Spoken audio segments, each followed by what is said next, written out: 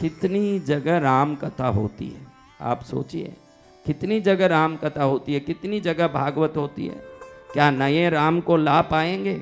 नया भागवत ला पाएंगे? युगों से सुन रहे हैं और लाखों बार सुन चुके, हमारे परदादा दादा पिता माता सब सुन चुके, आज भी सुन रहे हैं। कभी थके क्या? नहीं गुरुदेव।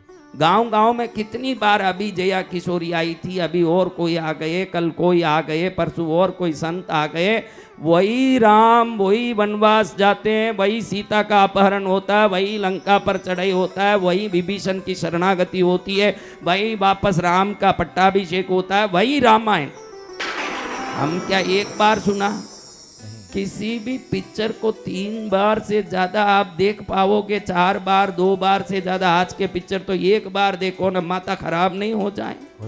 लेकिन ये रामायण को 1000 बार, लाख बार सुन लिया, आपको कभी थकान आया?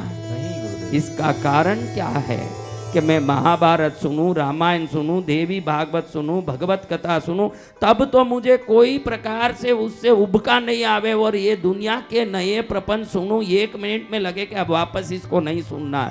इसका कारण है रामायण हमारे छुपे हुए रत्न का खोज है और संसार कचरे का ढेर है। आपका छुपा हुआ रत्न जब तक नहीं मिले आप खोज बंद करोगे क्या? हाँ, थक जाओगे? नहीं भाई बहुत खोजा मिला नहीं, थक जाओगे और जोर मारोगे, कैसे नहीं मिले देखूं, क्या बोलोगे? अगर वो रत्न नहीं मिला, आप बहुत ढूंढा महाराज, अब छोड़ दिया ढूंढना, कोई बोलने वाला नहीं आया। महाराज कैसे भी मिल जाए, आप थोड़ा वो जगह बताओ ना, मुझे वो लेना ही लेना है।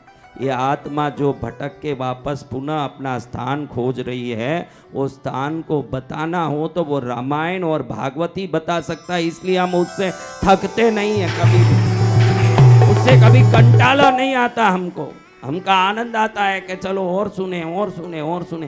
कितनी बार ये जो रामायण सीरियल जब रामानंद सागर का निकला था, तब हम सब 15-20 वर्ष के थे उस समय में।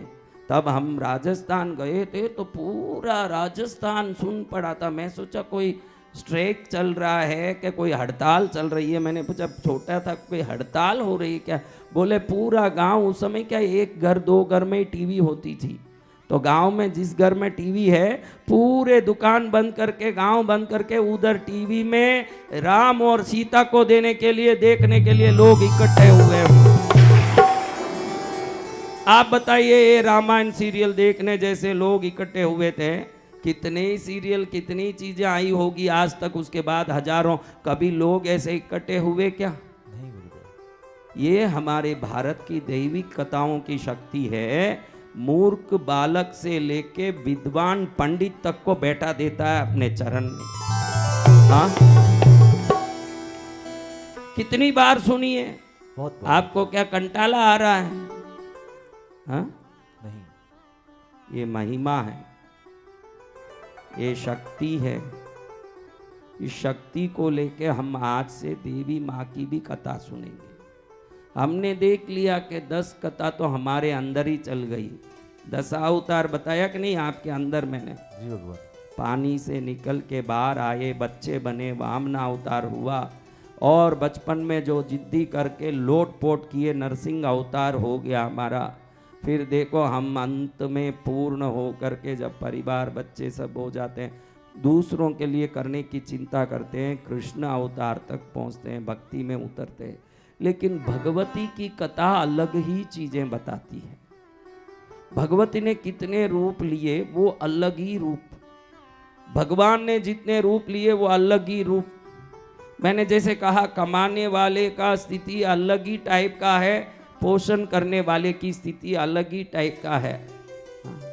आज तक ऐसी औरत नहीं होगी इस संसार में जो पति को नहीं कही होगी, आपको क्या पता घर कैसे चलाना। इसमें एक भी ऐसी नहीं है जो ये नहीं बोली होगी। जरूर एक बार पति को ये सुनाती है कि आपको क्या पता है कि घर कैसे चलता है। हाँ, वो बहन ये तो भूल जाती है कि वो घर चलता ही उसी के पैसे से है। हाँ, ये भूल जाती है कि वो घर चलता उसी के पैसे से है। फिर भी उसको लगे कि मैं घर का पूरा ध्यान रख रही हूँ, मैं घर का पूरा व्यवस्था संभाल रही हूँ।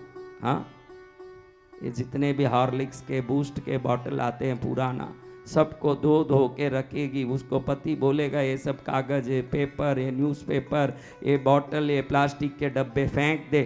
हर पति बोलता है कि ये सब फेंक, पुराने हुए। तुरंत बोलेगी घर कैसे चलता आपको पता नहीं है। हाँ, ये होता है क्या बहनों? होता है। तो इस प्रकार से चिंता से घर का पालन करने वाली माँ होने के कारण देवी की महिमा अनंत है। आप में जितने गुण हैं, आप ध्यान रखना माताओं, आप में जितने गुण हैं ये देवी माँ के अंश होने से आप में आए हैं। आपका गुण का पूर्ण स्वरूप ही देवी है पद्मावती।